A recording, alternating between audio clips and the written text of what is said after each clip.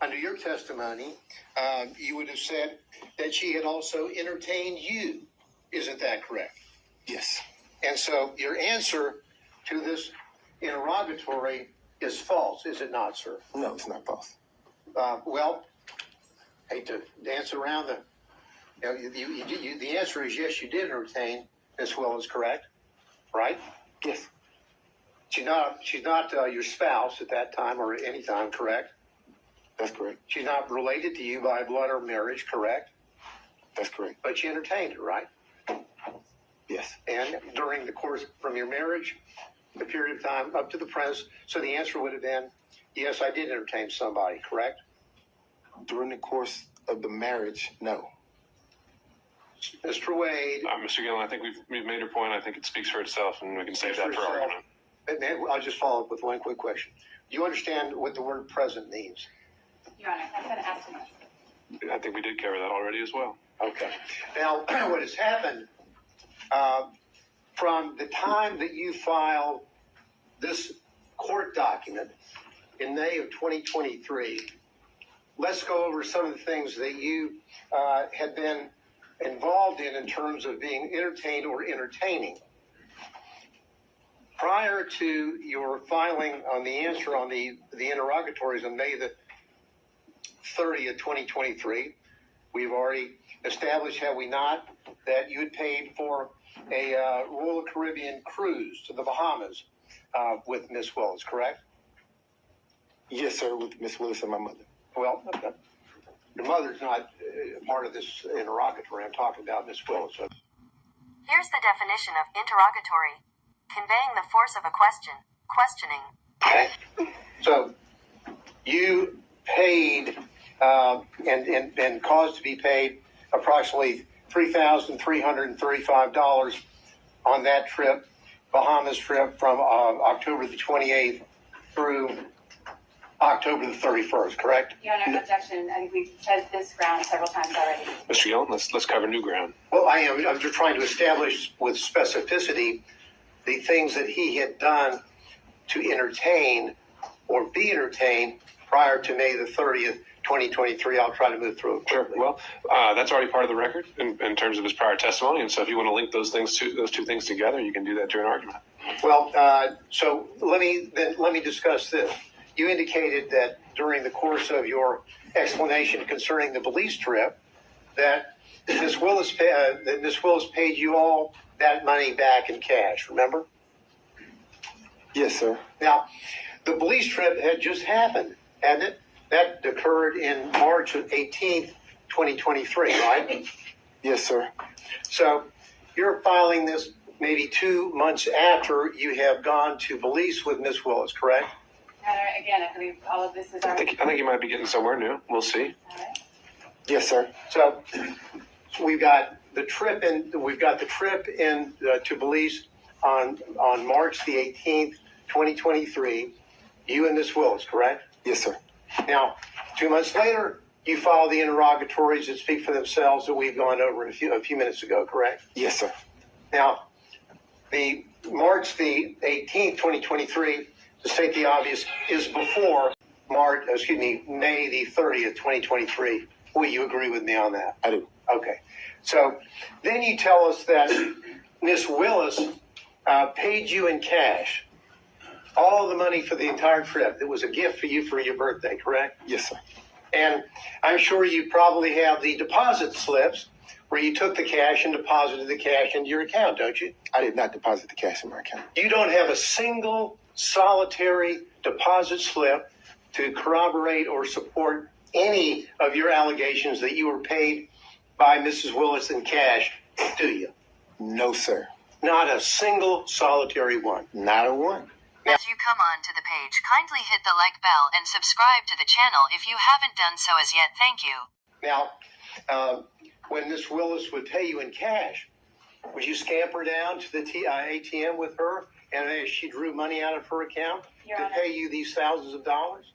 Mr. Gillen might scamper, that there's been no evidence that Mr. Wade does. I object to the phrasing, the argumentative nature of the question. All right. On that issue, overruled. Did you and Miss Wade scamper down to the ATM machine and have her draw out For example, on the Willis trip, just on your payment would have been $2,794. Miss Wade, For clarity, yeah, thank you. Pardon me? Miss Wade and I didn't go to Belize. No, excuse me, Miss Willis. I'm sorry. Did you go down to the ATM with Miss Willis? All she drew out $2,794 to pay you in cash. That you did. Did you go to the ATM with her? No, sir. She didn't go to the ATM. She carried the cash. Oh, and so she would give you the cash. And do you have a little place in your house where you just stack up all this cash that you apparently got to repay you for these benefits that you bestowed on her? And Mr. Gillen, if I answered that, I'm putting myself in jeopardy. If I tell the world that I have cash someplace in my home, don't you think that could be problematic? No, I don't. I want an answer as to whether or not you have a little cash hoard in your house where you have allegedly taken the money that you got from Mrs. Willis and went and put it somewhere. Where'd you put it? No, sir. Now, just put it on the hip and kind of walk around money? Did I put it on my hip? Yeah, just walking around money where you would spend cash yourself? Let me finish. Did I put it on my hip in Belize and walk around with No, it? when you got paid back, would you take the money, the cash that she gave you, and would you just carry it around with you for spending money around town? So we have to break down each trip because, for example, for the cruise, she paid me the money before we took the cruise. So I was here and I could put the money in my pocket or put it away wherever I wanted to do with it. Other trips, she would give me the money there. So at that point, I could either spend it or put it in my pocket or put it in the hotel safe. There's no special place that you would have all this cash that you would be getting from her that you've told us about to pay back for the benefits that you have bestowed on her. The only special place that cash would have gone would have been to one of my children. Okay. Now, are you aware, have you discussed these pleadings with Miss Willis? No, sir. So there's been no discussion between you and Ms. Willis about the allegation concerning the benefits that you have bestowed on her. Is that correct? The phrasing, the benefits bestowed upon her, I don't believe that's an accurate reflection of the testimony, and I don't think that's the appropriate one. I think overruled. You can answer the question. Okay. When you said proceedings, are you talking about the divorce proceedings? Because we were talking about the interrogatories. To that question, the answer is no. If you're go ahead. I'm sorry. Go ahead with your answer. I'll hear the complete answer, then I'll follow up. Okay. If you're asking me about this hearing, the proceedings of this hearing, have we discussed the financial piece based upon Mr. Roman's motion? Yes. So you have discussed the financial piece. Where did that discussion take place? Conference room. Were you other people there, or were you and Ms. Willis discussing this about what your position was going to be? The relevance of this. Well, Mr. Gillen? and the relevance has to do with suddenly we have a declaration from Mr. Wade in this case where he says roughly equal and then shows one alleged payment by Ms. Willis. No mention of cash, none. So I need to find out a little bit more about how suddenly we have this revelation about cash from the witness stand today. Overruled. So we part company there when you say no mention of cash. If I provided one receipt that didn't amount to what you would think was roughly equal, the rest of it is cash. Well, did you in your declaration, sir, that was filed in this case, did you tell the court in that declaration that the expenditure that you had provided on behalf of Ms. Willis was paid for back by her in cash, yes or no? I believe that I did when I said that the expenses were split roughly evenly. If you could point to me any place in your affidavit where you use the word cash, I would appreciate it. Take your time. I didn't use the word cash. No, sir. No, you didn't use the word cash, did you? But I didn't say that she didn't give it to me in cash. No, you just didn't tell anybody that you allegedly got paid back in cash, right?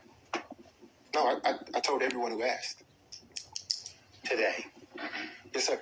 Now, who else was with you, if anyone else, when you and Ms. Willis were discussing how you would be handling the financial component of the motion here today, that is the personal benefits? I'm going to object to the relevance of that, Your Honor.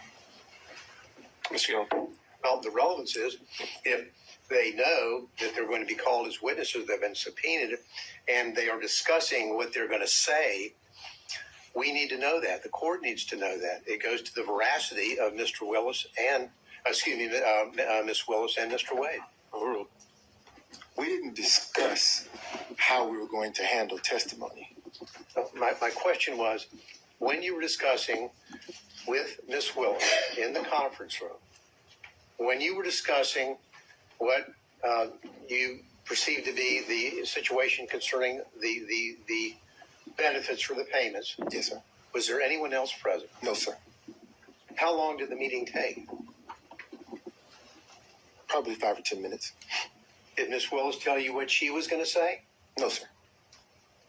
Did you ask her whether she had any bank withdrawals that would corroborate the assertion that she would pay you back in large sums of cash for these trips to the Caribbean, Belize, California, on and on and on? Your Honor, again, I object. The proffer, when the last relevant suggestion was made, was that Mr. Gillum needed to know who else was there. These could be potential witnesses that he could cross-examine. That question has been answered, so I can't object. Okay. I think it's still exploring possible bias or motive to shape his testimony, so overrule on that ground. Thank you. Now, Mr. Willis, Mr. Wade, when you were having this discussion, did you ask Ms. Willis, do you have anything to support these cash withdrawals? No, sir. Did you ask her where she got the cash? Here, this is the conversation. I produced my credit card statement that showed what Miss Merchant in her filing was representing. That was the conversation. Okay. So when she would pay you back in cash, were you aware of what her financial situation was? Do you know what? No, sir. Your Honor, I object to the relevance. Well, Your Honor, it's relevant because we've been bombarded with a book, Find Me the Votes, in which... What's at issue is the financial benefit, and if that plays a material interest in an actual conflict of interest, so I think that's relevant. Thank you. Now, have you read the book, Find Me the Votes? I have. You have? I have. Okay. Now, in that book, Ms. Willis is telling the authors about how financially destitute she was, or kind of hitting down on the bottom as she was running for DA. Do you remember that part of the book? So let me qualify the response. I've read the book in parts. I hadn't had the time to sit and read the book in its entirety. Did you read that part about how she's telling the authors about how little money she had and how financially she was in bad shape prior to when she was running? Did you read that part? No, sir. Did you ever have discussions with Ms. Willis about her financial situation, which was in apparently in rough shape prior to her being elected DA? No, sir. Ms. Willis made it clear that her financial business was just that. It was her business. I know nothing about her financial status. I know nothing about how she was faring before or after the election, or even now. I know nothing about her finances. You're telling us that she didn't share that with you, but chose to share it with the authors of a book that's been published and printed and sold nationally. I think that's a fair question for Cross. I don't know that she shared it with the author. I don't know that the author was telling the truth. I don't know the author, so I don't know, sir. Okay. Now, did you give an interview to the authors of that book? I've given no interviews, sir. So you haven't talked to them at all? I haven't talked to any media. All right. None. Now, as it relates to the... I'd like to, though. As it relates to again, from your bank records that you're aware of, there'll be no cash deposits, right? I didn't say that. Are there cash deposits which line up with the money that you have allegedly received from Ms. Willis to, quote, pay you back for her part of the trips? So here's the thing. In my bank records, you will see cash deposits. You will see check deposits. I can't say that you look through the bank records and you won't see cash deposits because I have two sources of income, sir. Income comes from my private practice, my firm, and income comes from the contract here with Fulton County. During the course of private practice, occasionally I will have occasion to deposit cash into my account.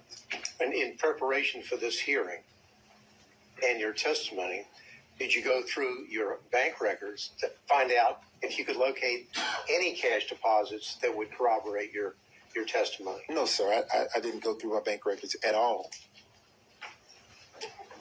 Now, so what you would do, the money that you received, of course, the money that you received from your work for Fulton County, that's public funds, correct? No, sir. It's private funds. It's my Public funds pay you to do work for Fulton County, correct? Tell me what the definition of a public fund is. A public fund would be your funds, as in not fund, but funds, money. Public money, as in money from taxpayers, either in Fulton County or the state of Georgia, pay you to do the work that you're doing here in this case, yes or no? One or the other, I'm certain. Do you know which one? The case. I don't know which one. No, sir. Now, you would take those public funds, and those public funds were then used, deposited in your account, and they were then used to pay on the credit cards for the trips that you would take with Ms. Willis, correct? I object to the question insofar as the characterization of public funds. The witness didn't testify to that, and I don't believe there's been any evidence to that. Once it's paid to Mr. Wade, it's private funds. Well, the point of it is that you got All money. right, Mr. Gillen's rephrasing. Yeah, I'll read it. Let's break it down. You got money from Fulton County for the work that you do here, right? Yes, sir. You would send in invoices. They would pay you money, correct? Yes, sir. Those money, that private money, that money was money from either the citizens of Fulton County or from the state of Georgia, correct? That's what I mean by public funds. Agreed? Well, I guess I'm having trouble with the notion that the citizens of Fulton County have paid me any funds. I'm not certain the funding source. I can tell you that either the state of Georgia or Fulton County has written me a check. So that would be, those two entities are public entities, correct? Yes. So that would be public funds, right? Right? Yeah. Yes. And those public funds are from the same source that you would then use to pay out on your expenses for the trips that you took Ms. Willis on, correct? No, sir. As I testified to moments ago, I have income coming in from my law firm. I also have income coming in from the funds that we're here discussing now from either the state of Georgia or Fulton County and or both. I'm not certain what it is. So to say, Sorry, that, I didn't mean to cut you off. Go ahead. So to say that I'm paying a credit card statement with funds coming from Fulton County or the state of Georgia would not be an accurate statement because the funds could have very well come from my private practice. What percentage of your income in 2022 came from money where you're working on this case or from your partners working for the Fulton County office?